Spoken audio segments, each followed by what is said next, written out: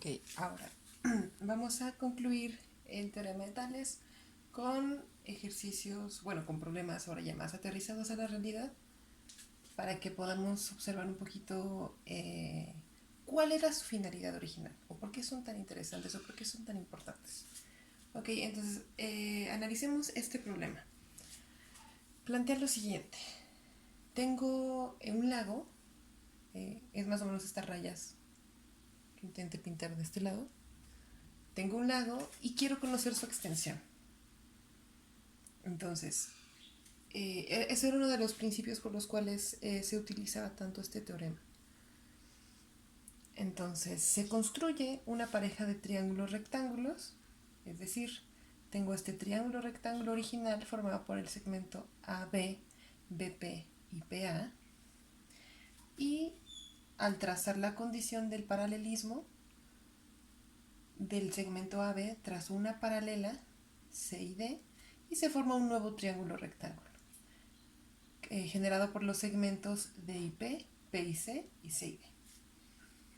Ok, entonces, en este caso, si ustedes se dan cuenta, conozco este segmento del triángulo original, AP, y a su vez el del triángulo semejante, que es C y P. Conozco el segmento C y D, pero la incógnita ahora sería el segmento A y B, que es justo la razón por la cual esta herramienta me va a poder dar la extensión del lago. Entonces, tengo que el segmento A y P es 210 metros más 150 metros, 210 más 150 son 360 metros, y eso es lo que vale mi segmento. Ahora, el que desconozco es el segmento A y B, es el que me interesa, vamos a renombrarlo como X. Ahora, del triángulo rectángulo semejante más pequeño, el segmento C y P vale 150 y el segmento C y D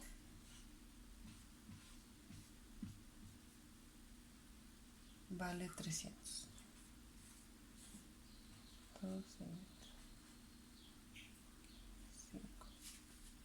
Ok, entonces sabemos que la semejanza de triángulo radica en que este segmento A y P es congruente o semejante al segmento C y P. Entonces voy a poder escribir A y P es A, C y P, lo mismo que el segmento, vamos a utilizar el del triángulo más grande, A y B,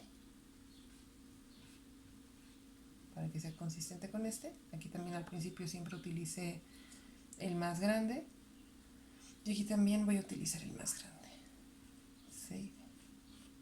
Observen que es una proporción directa. Entonces, si yo, por ejemplo, cuando hago la comparación, o sea, para escribir C y P es A y P, no importa si los volteo.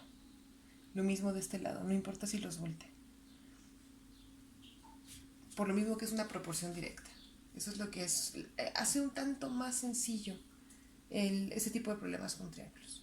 Entonces, ya que tengo mi proporción definida, voy a poder escribir mi ecuación de semejanza de triángulos.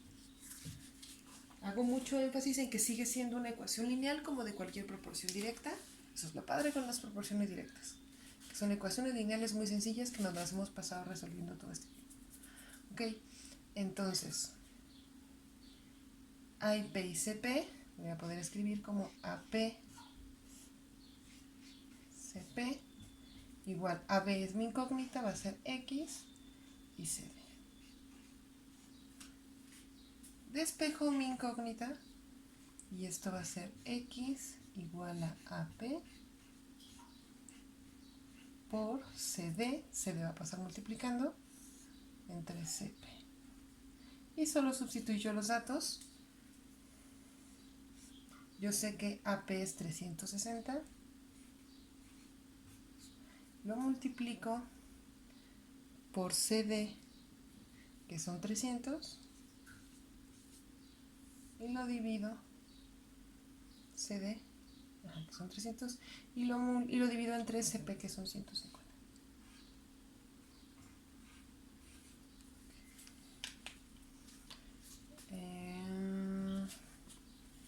Nada más tengo que resolver esta talachita. Entonces, si nos damos cuenta, 300 lo voy a poder dividir en 350, eso me va a dar a 2. Entonces, 300 entre 150 es 2. Y esto me va a quedar, poner un poquito más de este lado, que X es igual a 360 por 2, de este lado. Y 360 por 2 es 720, que quede con las mismas unidades, 720 metros. Y de esta forma yo pude utilizar triángulos rectángulos para conocer la extensión de un lago, y estas incluso pueden ser proyectadas por las propias sombras. Eso es una de las razones que llevó a los antiguos griegos al el estudio de los triángulos semejantes para poder obtener este tipo de resultados. Muy bonito, por cierto. Vamos con un problema más de aplicación del teorema de Tales. Entonces, leamos con cuidado este problema. Este tipo de problemas son la verdadera esencia del teorema de Tales, se lo van a encontrar en todos lados. Es casi una pregunta obligatoria en exámenes de admisión de tipo Comipems. Entonces, leamos con cuidado el problema y enseguida les voy a mostrar el diagrama para que lo podamos entender mejor. Entonces, el problema me dice lo siguiente. Tengo un árbol que mide 14 metros de altura y el cual está a un costado de un edificio. El edificio, la altura del edificio es lo que no conozco.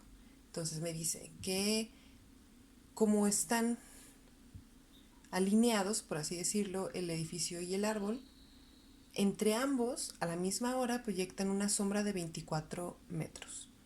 El problema me está pidiendo como primer inciso determinar la altura del edificio si la sombra que proyecta esta junto con el árbol es de 48 metros. Y el inciso B me pide la sombra que reflejaría el edificio si su altura fuera de 70 metros. Analicemos con cuidado lo que me está pidiendo el ejercicio y el siguiente diagrama. Entonces, veamos el diagrama. De este lado, con mucha imaginación, podemos visualizar el edificio y esta es la sombra proyectada. ¿Okay? Esta por sí sola es la sombra que proyecta este árbol, pero justo a la misma hora en la que se alinean, formo este triángulo rectángulo original, su triángulo rectángulo semejante, y me está diciendo el problema que el triángulo rectángulo semejante, su base va a medir 24 metros o está proyectando una sombra de 24 metros. La altura del árbol es de 14 metros. Entonces recordamos por los problemas anteriores que justo esta es la que va a ser semejante, esta paralela, a la paralela que proyecta el edificio. Ahora, también me está diciendo el problema que en el primer inciso, en el inciso A, que yo puedo determinar la altura si la sombra que proyecta, o sea, toda esta, mide 48 centímetros.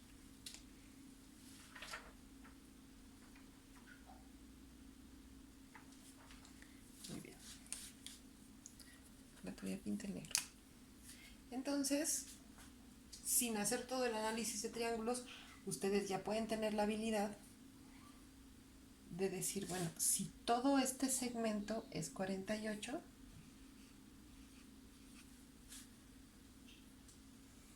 48 es A, su triángulo semejante que mide 24. Me voy a comer los metros, pero siempre recuerden que ahí están. Y ahora, 14 va a ser semejante a la altura del edificio, es decir, la altura del árbol tiene que ser semejante o proporcional a la altura del edificio. A la altura del edificio la vamos a llamar como una incógnita X. Entonces,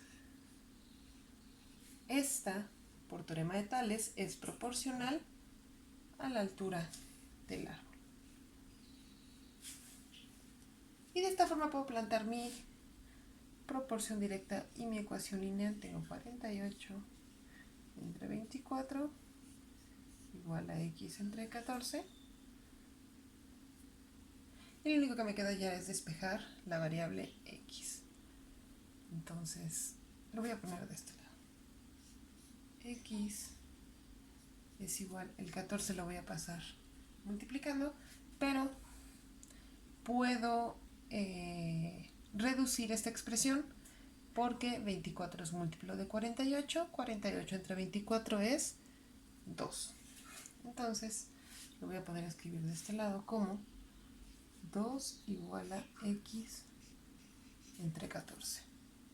Continúo de este lado, despejo X, paso el 14 multiplicando, y esto va a ser 2 por 14, que es igual a 28 metros.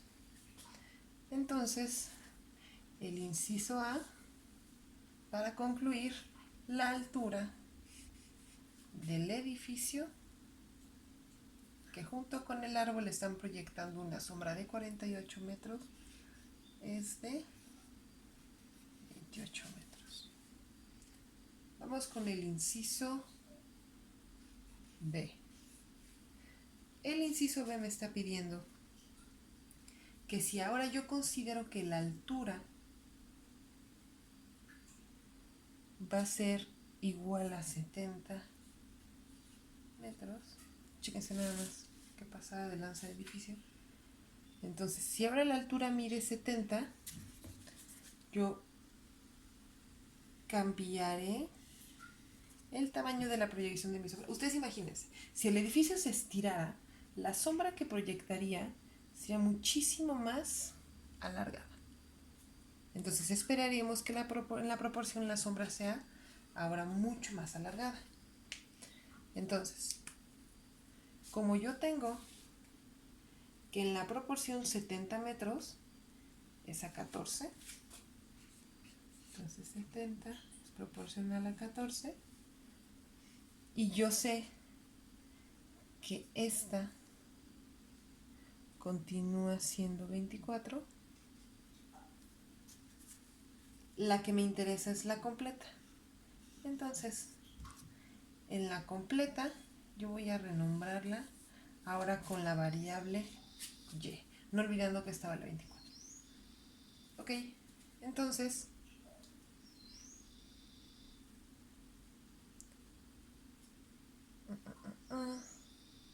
la proporción me dice que 24, vamos a ponerle la grandota primero, y va a ser proporcional a 24,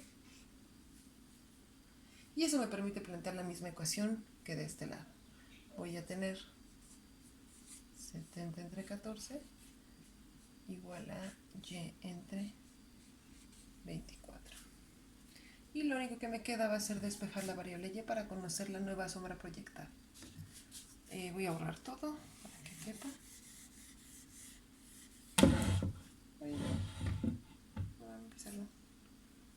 Vamos a borrar todo respecto al inciso A.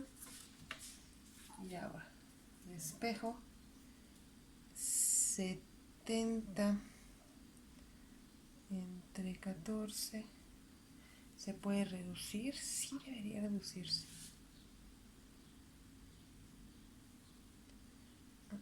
A ver, bueno, vamos a despejarla primero. Y es igual a 24 por 70 entre 14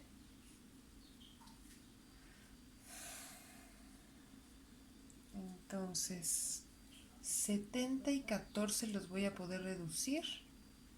Y eso me quedaría a 5. Entonces, 24 por 5 es igual a 120. Entonces, la sombra proyectada, ahora por un edificio mucho más alto de 70 metros, sería igual a 120 metros.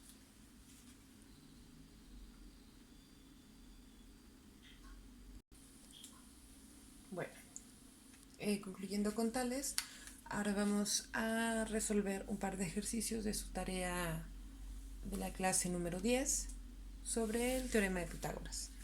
Bueno, el teorema de Pitágoras, ustedes recordarán en toda la teoría que vimos anteriormente que únicamente aplica para triángulos rectángulos. Entonces voy a tener un triángulo rectángulo cuyo suma de lados, por ejemplo, a este lado, el más largo lo voy a llamar la hipotenusa, el cateto adyacente, el cateto opuesto. Y lo que me dice el teorema de Pitágoras es que el cuadrado de la hipotenusa es igual a la suma del cuadrado de ambos catetos. Entonces, los primeros ejercicios que dejé eran todos encontrar únicamente el valor de la hipotenusa, es decir, aplicar directamente la fórmula del teorema de Pitágoras. ¿Y para qué me sirven este tipo de problemas? Bueno, el teorema de Pitágoras es sumamente útil, pero en particular para segundo grado de secundaria, lo más atractivo y lo más divertido es que de esta forma podemos reafirmar los conceptos de factorización por números primos y de la resolución de raíces cuadradas. Entonces, mi ambición va a ser que ustedes repasen un poquito, que generen habilidad para poder encontrar tanto algebraicamente como geométricamente raíces de una manera un tanto más óptima. Hay que recordar que el teorema de Pitágoras es esencial para problemas de física fundamental. ¿Ok? Entonces, pues lo único que me queda es nada más aplicar mi formulita. Tengo que c cuadrada es igual a la suma de a cuadrada más b cuadrada, que sería 15 al cuadrado, más 20 al cuadrado. Esto yo lo voy a poder ver, 15 al cuadrado es igual a 225 y 20 al cuadrado es 400. Ahora, esta suma es igual a 625. Pero este es el cuadrado de la hipotenusa.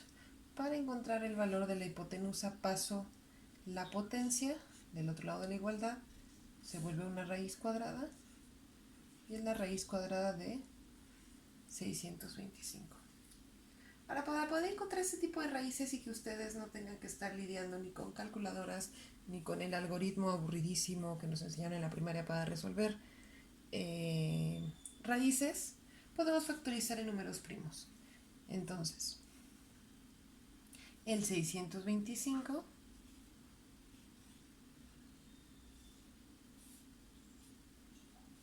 lo voy a ir factorizando o descomponiendo en únicamente números primos. Entonces, para podernos ahorrar esto de estarlo dividiendo entre 2, entre 3, hay que recordar los criterios de divisibilidad de los números naturales.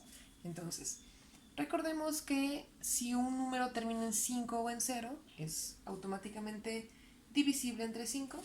Entonces, si yo al 625 lo divido entre 5, me va a quedar 125.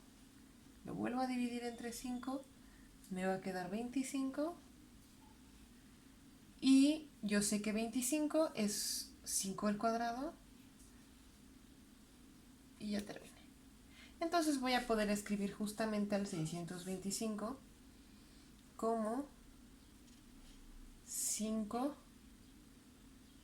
a la cuarta. Porque aquí ya me aparece 4 veces. Una vez, 2 veces y aquí otras 2 veces, 4 veces. Entonces, yo puedo escribir al 625 como 5 a la cuarta. Entonces, por leyes de los exponentes, yo sé que 5 a la cuarta es igual a 5 al cuadrado por 5 al cuadrado. Ustedes recuerdan que por leyes de los exponentes, si yo sumo 2 y 2 es 4, es la misma expresión. Y también sé que la raíz cuadrada y el cuadrado se eliminan.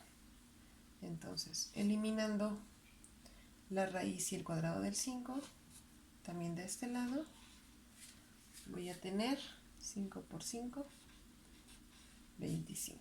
Y de este lado, de esa forma obtengo la raíz de 625. La raíz de 625 es 25.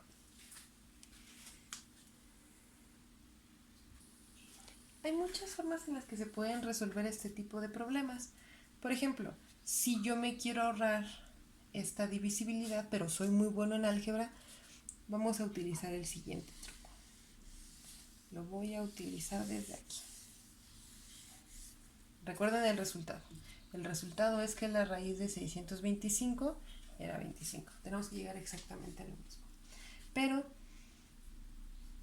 si yo soy muy bueno en álgebra, voy a poder hacer lo siguiente. Yo sé que 15 es 5 por 3, más, y a su vez yo sé que 20 es 5 por 4.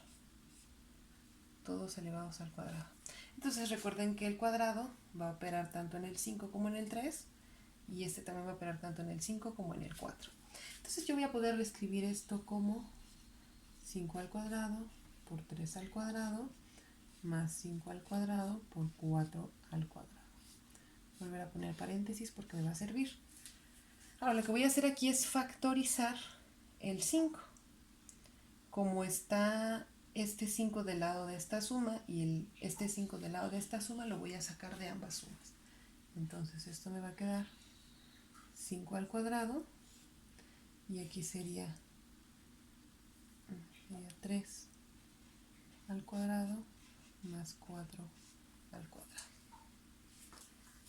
Y ahora, esto me lo va a simplificar un poco porque esto es 5 al cuadrado, 3 al cuadrado es 9, 4 al cuadrado es 16, y voy a tener entonces 5 al cuadrado por 25. Y a su vez yo sé que 25 es 5 al cuadrado. Entonces sería 5 al cuadrado por 5 al cuadrado, y ese es el valor de mi hipotenusa al cuadrado. Lo único que me restaría es nada más calcular la raíz. Voy a borrar desde aquí. C es la raíz de 5 al cuadrado por 5 al cuadrado, y habíamos visto ya que previamente esto era 25. Entonces, como se dieron cuenta, hay muchas formas en las que nos podemos evitar: 1, sacar calculadoras, y 2, hacer algoritmos larguísimos para resolver raíces cuadradas. Este tipo de descomposición en números primos les va a poder servir no solo para raíces cuadradas, sino para raíces de orden superior. Y lo más importante es que al no ser raíces o números que resulten en números decimales, voy a tener una aproximación mucho más precisa del número que estoy buscando. Vamos con el ejercicio 2 de la tarea clase 10 sobre el teorema de Pitágoras. El procedimiento va a ser exactamente igual que el anterior. Yo sé que c cuadrada es igual a 5 al cuadrado más 4 al cuadrado. Entonces 5 al cuadrado es 25, 4 al cuadrado es 16, y eso me va a dar una suma de 41. Ahora, para despejarse por completo, paso el cuadrado con su operación contraria, que es la raíz cuadrada. Y ahora, si ustedes se dan cuenta, 41 no es múltiplo, creo que no al menos de los primeros primos que se me vienen a la mente. Probablemente 41 sea un número primo, por lo tanto no lo voy a poder descomponer. Entonces, una buena respuesta sería dejarlo así, sin que lo metan a calculadora, sin que me dé números decimales. Usualmente es una buena respuesta de examen. ¿Ok? Entonces, con eso se puede dar por terminado el ejercicio. Como ustedes se dieron cuenta, en la primera tarea que les dejé, realmente era únicamente aplicar la fórmula para los ejercicios del teorema de Pitágoras, pero ¿qué pasa si yo necesito alguno de los catetos mientras que conozco alguno de ellos y a la hipotenusa? Entonces ustedes recuerdan que lo único que tendría que hacer era del teorema de Pitágoras despejar. Entonces en este caso, como yo tengo el cateto adyacente y la hipotenusa, lo que necesito es el cateto opuesto. Entonces despejo del teorema de Pitágoras, paso la A que está sumando o restando y tendría que el cateto opuesto es igual al cuadrado de la hipotenusa menos el cuadrado del cateto adyacente, con la condición de que la hipotenusa siempre tiene que ser más grande que el cateto adyacente. Lo cual, si se dan cuenta, en este caso ocurre. La hipotenusa vale 20, el cateto adyacente vale 12 y se cumple la desigualdad. ¿Ok? Y ya lo único que me resta es aplicar el teorema. Entonces, va a ser c al cuadrado, que es 20 al cuadrado, menos a al cuadrado, que es 12 al cuadrado. Como ustedes recuerdan, lo puedo hacer de distintas formas para resolver la raíz. Voy a hacer ambas para que quede un poquito claro este tipo de trucos, para que no tengan ni que hacer multiplicaciones muy largas, ni que tengan que usar calculadora, y sobre todo les va a ayudar mucho en estos exámenes. Recordarán que 20 lo voy a poder escribir como 4 por 5, todo esto elevado al cuadrado, y 12 lo voy a poder expresar como 3 por 4, y todo esto al cuadrado. Esto sería igual a 4 al cuadrado por 5 al cuadrado menos 3 al cuadrado por 4 al cuadrado, por leyes de los exponentes. Y aquí voy a poder factorizar el 4. Saco el 4 multiplicando 4 al cuadrado y esto me va a quedar 5 al cuadrado menos 3 al cuadrado. Entonces, 4 al cuadrado, 5 al cuadrado es 25, 3 al cuadrado es 9, y entonces 25 menos 9 me da 16, entonces voy a tener 4 al cuadrado y 16. A su vez yo sé que 16 es 4 al cuadrado, entonces voy a tener 4 al cuadrado por 16, que es 4 al cuadrado. Entonces voy a borrar hasta aquí.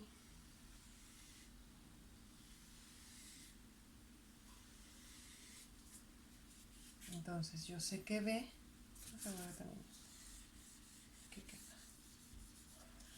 yo sé que B es igual a la raíz de 4 al cuadrado por 4 al cuadrado. Con los cuadrados se eliminan las raíces y esto es igual a 4 por 4, 16. Por lo tanto, el cateto opuesto es igual a 16. Ahora, recuerden que esa es una forma en la que podemos utilizar álgebra a nuestro favor. Si todavía no tenemos tanta experiencia, podemos hacer el clásico de descomponer en números primos. Eso me quedaría de la siguiente forma.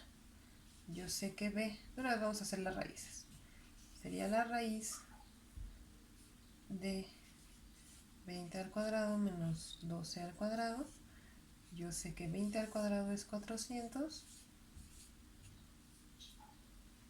y 12 al cuadrado es 144. 400 menos 144 me queda 256, y al 256 lo voy a poder factorizar o descomponer. Vamos a decirlo descomponer para que no se confunda con la factorización anterior. A descomponer en términos de números primos. ¿Okay? Entonces, 256 entre 2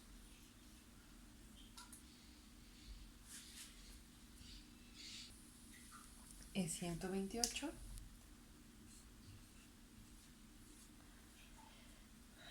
Y si lo vuelvo a dividir entre 2, me va a dar 64. Y si ustedes recuerdan, 64 es lo mismo que decir 8 por 8. Entonces, 8 por 8 es 8 al cuadrado. Entonces yo voy a poder escribir al 256 como 2 al cuadrado por 8 al cuadrado. 2 al cuadrado por 8 al cuadrado. Y ya que están elevados ambos al cuadrado, se cancelan con las raíces y esto me va a quedar 8 por 2, 16, que es el mismo resultado que en el ejercicio anterior.